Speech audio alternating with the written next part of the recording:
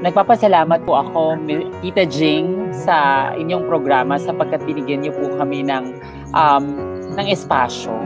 Napakahalaga po ng espasyo na kami makita at marinig sapagkat ito po ang magsisilbing ugat para kami maunawaan. I don't care what job they have or kung ano yung mga passions nila or whatnot.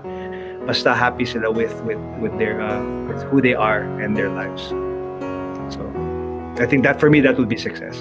I think lahat naman tayo may pangarap na sana talagang sa buhay natin, whether it be the future or even in the present, gusto nating may magawa to be able to give back para makatulong sa iba. Kaya po naging Cora ang pangalan ng non-profit organization. So nag-start po kasi talaga siya dahil mula pa lang nung kabataan ko, my mom was always so passionate na basta pag may humingi ng tulong, bigyan natin ng tulong no matter what, kahit tingin natin mahirap, always have faith na if you try to help someone, the help will also come. When I had my ectopic pregnancy, I miscarried, and of course it was an ectopic, so I had to undergo surgery. And they told them my tubes are blocked, so it will be very difficult for me to get pregnant. So I remember that happened pa on my birthday. The doctor said if I didn't go, I would have died because it would have ruptured. And then it was 1 month na I didn't step out of, hindi ako tumayo ng kama. I literally saw myself, ewan ko baka iba for different people but for me, yung literal out of body experience ko na nakita ko yung sarili ko, na picture ko yung sarili ko na lugmong-lugmo, I lost so much weight and my eyes are talagang baksak na baksak. That's when I realized na Math, if you don't stand up now, it's not gonna happen. If you don't help yourself, it's not gonna happen. So I remember exactly a month after my surgery, I stood up, I called my manager, my handler, sabi ko, may gig ba tayo dyan? I'm gonna sing. You really need to help yourself as well then. Somehow, kung kaya mo pa. It was a slow process of realization, but for some reason, it was a time for me not to talk to anybody. Parang, kasi I'm very vocal I say everything that I say, but for that certain time, my type of feeling that time is me. Which was, parang, at the end of the day, I realized, no, this shouldn't be the case. May sense of guilt nung simula kasi sa akin ang galing, parang roller coaster of emotions. I'm the breadwinner. Kailangan natin naman magtrabaho. Nasa public service tayo. Pero yung yabang siguro na gagawin natin yan, makakatulong tayo ganyan. Pero once na-realize mo na ikaw yung nagdala sa mga minamahal mo sa buhay, yun yung isa sa mga biggest worries ko, no? So one day, the lady called me, says, Gloria Diaz, ganyan, do you wanna join Binibining Pilipinas? Hindi ko nga narinig the last portion sa telepono. What do you mean? Sabi niya, you'll sleep here in the Coliseum and then for 10 days. Ha? Sige, I want. That was the main thing. Hindi ko nga alam beauty pageant. Then hindi ko alam, pag nanalo ka, pupunta ka sa iba pang pageant. Neither did my parents really know. Basta alam nila, I won a ticket to America at may kasama. My parents naman did not, okay. They didn't even know if I had money in my pocket or what. Wala nga nila ng pera papunta diba? Oh my goodness. Tapos nung manalo ako, nakakatuwa kasi noon, may party line, hindi ba yung telepono. So my parents called me, siguro mga 2 in the morning sa Miami. My one parent was in one phone and the other parent was in the extension. Oh, Glory! Congratulations, ha? So, sabi ng daddy ko, so, kumusta dyan? And then my mother said, okay na, congratulations, hang up na, mahal ang long distance. Yun na yun, you know, and all that. My parents were not the type they know about beauty contests or anything. They didn't know, they didn't even go to my contest. You know, they were surprised. I think more surprised than me na nanalo ako. They didn't watch, even on TV. Kasi noon hindi naman uso masyado Uso pa ba ang harana? Marahil ika'y nagtataka. Sino ba tong mukhang gago? Nagkandara pa sa pagkanta at nasisintonado sa kaba.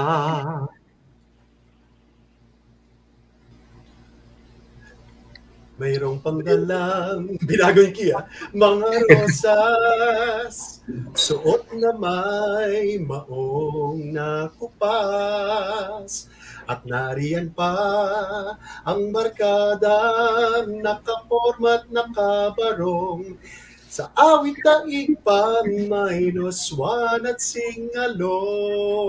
Puno ang langit ng bituin at kay lamig pa ng hangin.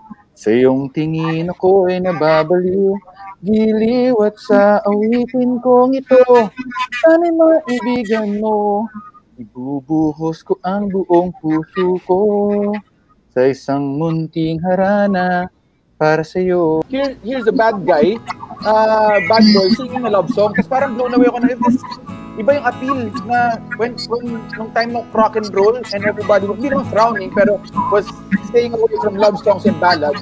Biglang this bad boy na nagbabanda, kumanta yung harana, and yung umabot sa amin is yung mali na version. Could you sing the third stanza? Pa ang harana, marahil ngayon ay alam mo na. Basta para sa iyo aking hirang, kahit na magmukhang hibang, tutupin ang lahat niyan. Pagkat ako yung biha at mahal kita, sinta. Yun ang kinilabutan ako. Yun ang hindi alam. Iba pa rin. Pinunta namin sa mga sessions, maling-mali pa rin. Okay, maling-mali pa rin pala. Pero okay pa rin. Okay pa rin dito. Alam mo kung nangyayari dito, Cholo, Yapi, pag kinakanta ko to, paminsan-minsan nare-request din siya eh.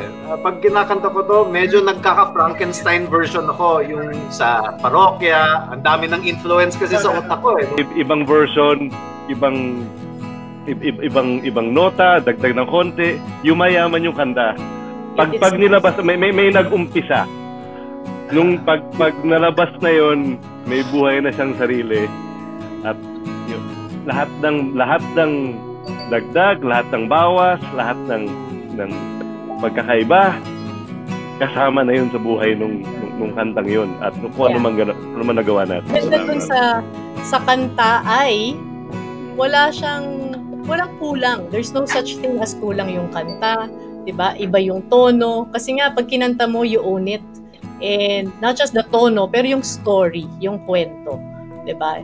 Yun ang sarili mong kwento. So you sing it the way you want. I did not join Pinoy Big Brother because I want to join showbiz.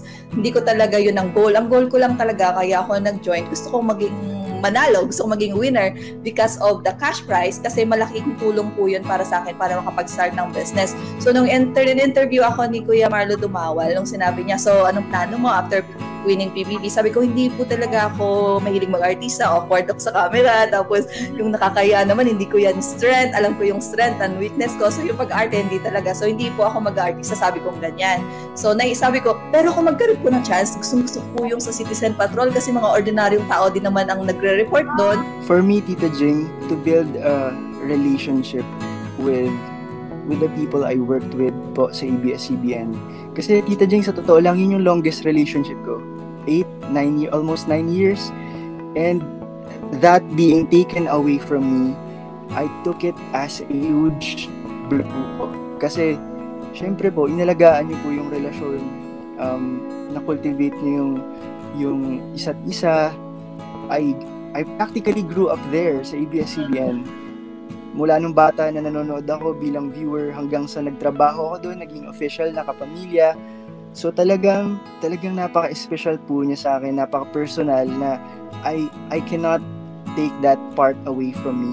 Kung saan man po ako tutungo, saan ako pupunta, lagi ko pong bibitbitin yung experiences ko po with ABS-CBN, and to make sure that I get in touch with the people I worked with the people I love. I consider my real family. Baka pwede ka daw mag-extra ng TV Patrol. Tita Jing, nakakaiyak naman yan. Bakit? Parang nag-extra lang sa Tita Jing, sa Oo. Sa VO. Go. Mula po dito sa Quezon City, ako po si Kevin Manalo, ABS-CBN News. Kevin, mabuhay ka! Actually po, very mentally draining po yung online classes. Pero thankfully po, I have my best friends naman po na who's always there for me po kapag po, alam niyo po kasi, ngayon po, nung nag-13 po ako, mahirap na po mag-heal po when it comes po to my mental health. And I always have breakdowns po, like yung bigla na lang po akong iiyak out of nowhere. Talaga? So, po, ganun po, nahihirapan po ako when it comes po to my mental health. Pero I have my friends naman po, who are there naman po, they comfort me po when I need them.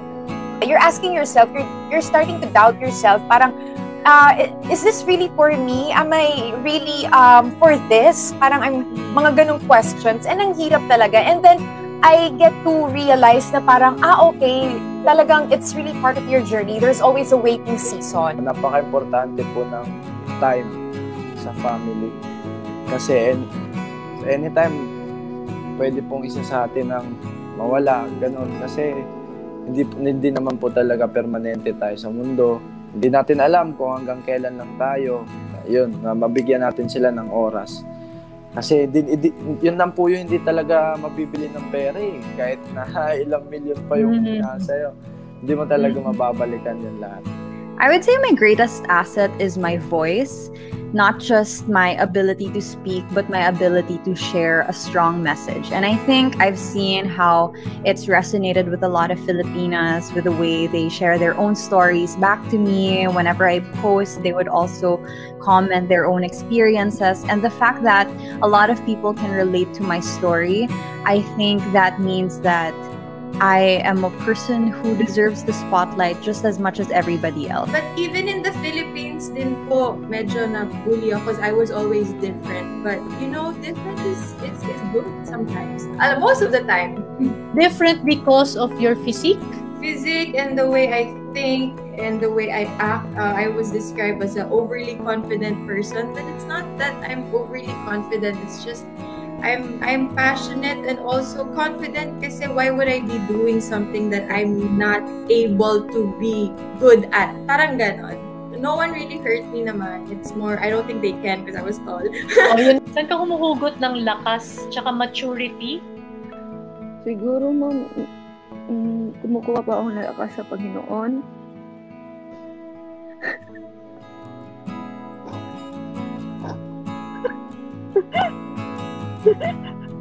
Sorry.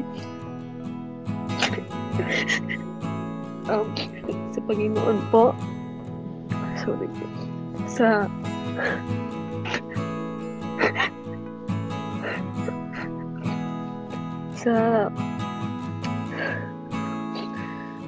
yung maturity ko naman siguro po sa experience ko din.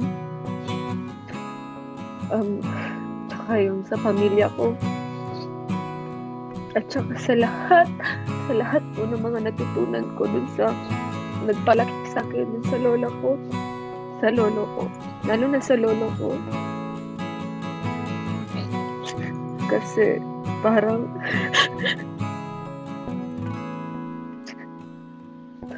siya talaga nagturo sa akin na kahit anong mangyari, kahit anong buhay ang tinahak mo, kapag marunong ka makakontento at tanggapin kung ano yung meron ka at masaya ka sa ginagawa mo. Yun na yun. Sobra pa sa kayamanan yun. Sa mga Darenatics po, thank you so much for staying with me throughout all these years. For 6 years, andyan na po kayo. Maraming salamat kasi hindi nyo naman ako kilala. Tapos sinuportahan nyo lang itong 13-year-old na nakita nyo sa TV, and it means so much to me now that we've become a family for 6 years now, and we've been growing as well. And natutuwa po mga nababasa po ako, or minsan po kasi pag mall shows nagsusulat ng mga notes yung mga Darenatics, and I like to read them, I like to keep them as well. And nababasa ko minsan na nagkaroon sila ng pamilya or ng mga kaibigan through the Darenatics fandom. And, na ako po yung dahilan kung bakit ginagalingan nila sa school. And it's nice to see that I inspire others to do it. It's hard to understand that this creative compound that I have in front of me that's entertaining millions all over the world is just shut off. Even when I didn't work for ABS, even when I didn't speak Tagalog, I knew what ABS was. I've been coming to the Philippines since I was 6 months old, and to see it like it's a part of the Philippines, and it's like we're losing a part of the Philippines at the moment. It's part of our identity.